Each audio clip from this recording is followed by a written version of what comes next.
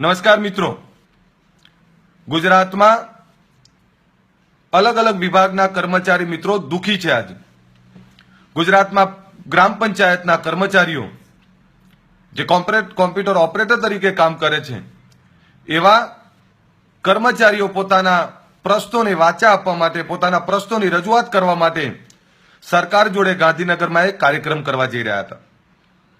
ગુજરાતના 13,700 ગામના હજારો વીસી કર્મચારીઓ જેમને આજ સુધી પગાર આપવામાં નથી આવતું, માત્ર એમનું શોષણ કરવામાં આવે છે. 2006 થી આ કર્મચારીઓ કામ કરતા હોય અને એમને કોઈ જ પ્રકારનું વેતન ના મળતું હોય, માત્ર 1,000-1,500 રૂપિયા વેતન મળતું હોય.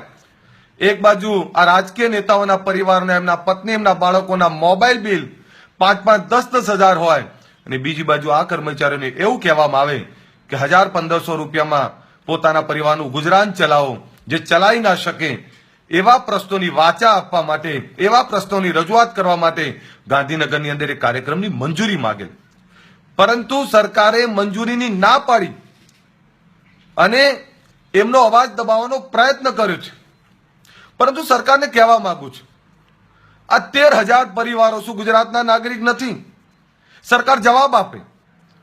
1,000-1,500 રૂપિયામાં કોનું પરિવાર ચાલે? એક વ્યક્તિનું ગુજરાત ના થઈ શકે. ત્યાં છેલ્લા 10-10 વર્ષથી આ લોકોનું શોષણ કરી રહ્યા છે. સરકાર આમનો પગાર વધારો કરવા માંગે છે કે કેમ? આમને ન્યાય આપવા માંગે છે કે કેમ?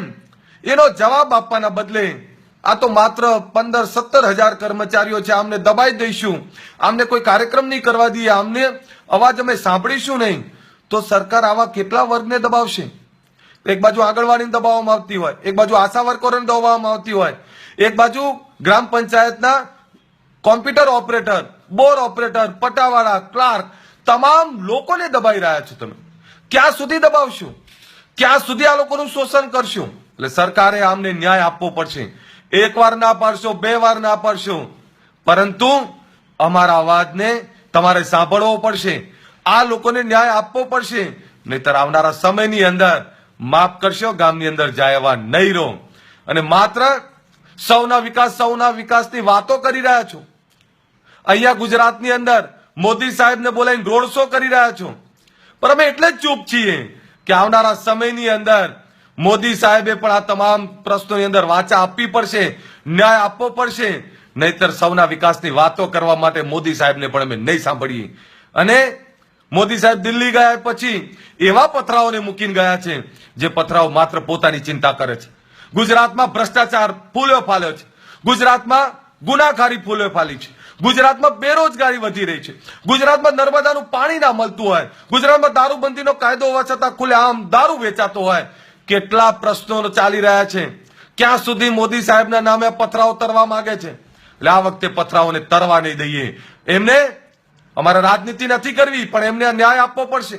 આ તમામ લોકોને ન્યાય આપવો પડશે. વીસી કર્મચારીઓ કે કોઈ પણ હોય, આ તમામ કર્મચારીઓના પગાર વધારો કરવો પડશે. ગુજરાતમાં ખેડૂતોને પાણી આપવું પડશે, બેરોજગારોને રોજગારી આપવી પડશે, દારૂબંધી કરવી પડશે, ગુજરાતમાં મહિલાઓની સુરક્ષા આપવી પડશે, તમામ વર્ગને ન્યાય આપવો પડશે. નહીતર માફ કરશો, 2017 ની અંદર સિંહોની સવારી કરી અને આવા નવાલા રાજનેતાઓને ફાડી ખાવા માટે અમે તૈયાર છીએ. વીસી કર્મચારીઓને આજે નહીં તો કાલે ન્યાય આપવો પડશે, મંજૂરી આપવી પડશે. અને નહીં આપો તો વગર મંજૂરીએ પણ આ લોકોને પ્રશ્નોને વાચા આપવા માટે, લડત આપવા માટે અમે તૈયાર થયા છીએ. 4મી તારીખ સુધી રાહ જોઈએ છીએ, નહીતર 5મી તારીખ અમારી છે. કારણ 4મી તારીખે અમારી પ્રદેશ કારોબારી કરવા જઈ રહ્યા છે. પ્રદેશ કારોબારી પછી અમે યા હોમ કરીને ચાલી રહ્યા છીએ.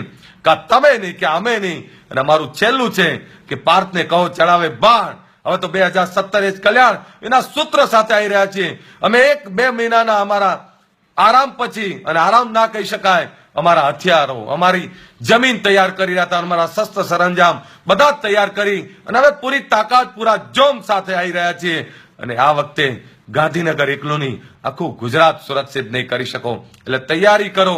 વીસી કર્મચારીઓને કહેવા માંગુ છું, ચિંતા ના કરો. તમારા પ્રશ્નોને વાચા આમના બાપને આપવી પડશે. અલ્પેશ ઠાકોર તમારી જોડે બેઠો છે, ચિંતા કરવાની જરૂર નથી. તમારા પગાર વધારા હોય, તમારા પરિવારના સુખાકારીની વાત હોય અને ગુજરાતના તમામ વર્ગની પીડાની બાબત હોય, ત્યાં અલ્પેશ ઠાકોર લડવા તૈયાર છે. અને હવે યા હોમ કરીને તૈયાર છીએ. એટલે તૈયાર થઈ જાઓ. હવે આપણે આર પારની લડાઈ લડવાની છે. એની અંદર હું આપ બધાને આહવાન કરું છું કે જ્યારે પણ બોલાઈએ મંજૂરી આપે કે ના આપે, હવે વગર મંજૂરીએ પણ ગુજરાતની અંદર તમામ જગ્યાએ કાર્યક્રમો થવાના છે. જેટલા દબાવો એટલા દબાઈ લો. હવે વીસી કર્મચારી હોય, પંચાયત ઓપરેટર હોય, પંચાયત બોર ઓપરેટર હોય, પંચાયતના ક્લાર્ક હોય, પટાવાળા હોય, આ નાના માણસો છે, આશા વર્કર, આંગણવાડી વર્કર, જેટલા પણ નાના કર્મચારી છે, આ તમામને ન્યાય આપવો પડશે. ગુજરાતના ખેડૂતોને પાણી આપવી પડશે, ગુજરાતના યુવાનોને રોજગારી આપવી પડશે, ગુજરાતમાં દારૂબંધીનો કડક અમલ કરવો પડશે. નહીતર આવનારા સમયની અંદર માફ કરશો વિજયભાઈ, અમે બીજી ક્યાંય નહીં જઈએ. હવે સીધા તમારા ઘરે આવીશું જવાબ માંગવા માટે, અને જવાબ નહીં આપી શકો તો 2017માં પ્રચાર કરવા નહીં રહેવા દઈએ. જય જય ગરવી ગુજરાત, જય જય ગરવી ગુજરાત.